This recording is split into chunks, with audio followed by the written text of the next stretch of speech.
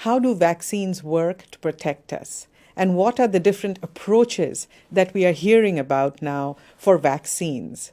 Hello and welcome to Science in 5. I'm Vismita Gupta-Smith, and this is WHO's Conversations in Science.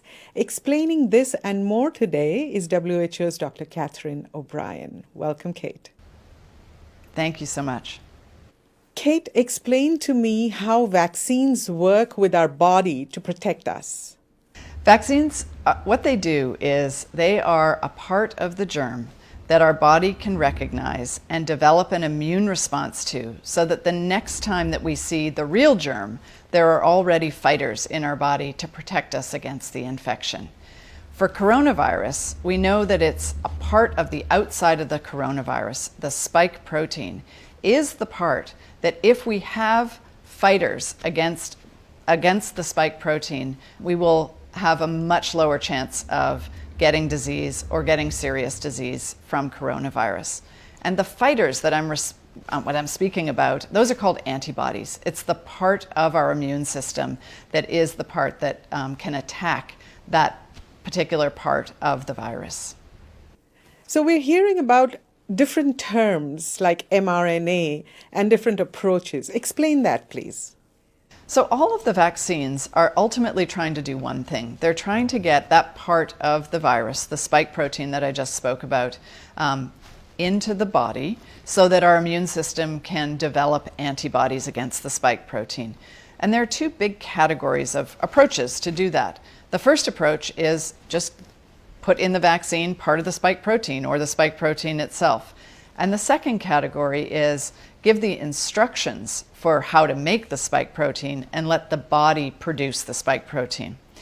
In the first group, where we actually give part of the spike protein, this is how the vaccines that we have for lots of other diseases work. And sometimes the vaccine is developed so that it has just that part of the germ in it, in this case the spike protein. And in other cases, what is given is a highly weakened or even killed version of the virus that still has the spike protein on it. So there are different strategies within that first category of giving the spike protein.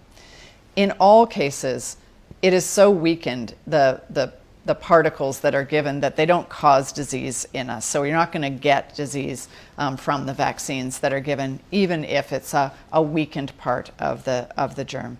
This second category, where we're giving the instructions to the body on how to make the spike protein, this is a new strategy that's being used.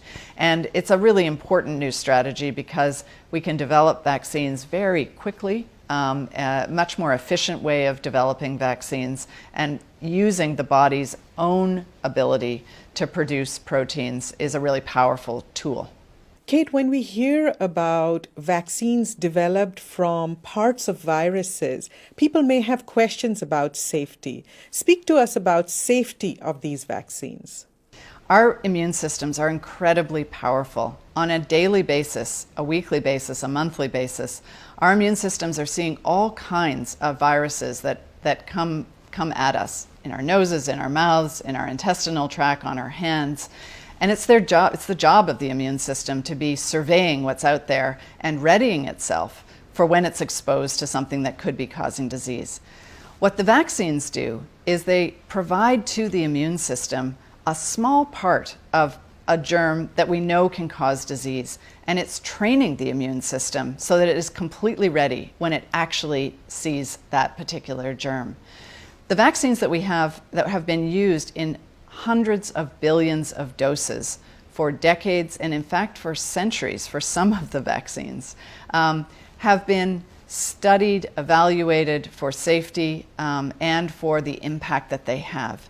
And we have a safety system for all vaccines that is constantly looking at the information about the performance of the vaccines and picking up any issue around safety that might arise in the future. So I think we can be really well assured that we have a very strong system in place to both look at safety, assure safety before a vaccine is authorized for use, and will continue to monitor safety even after it is deployed for widespread use. There you have it, Dr. Catherine O'Brien explaining how vaccines protect us. Remember, there is a lot of misinformation about vaccines out there. So please share this information with your loved ones, with your friends and your networks, and be the source of scientific, evidence-based information. Until next time then, stay safe, stay healthy, and stick with science.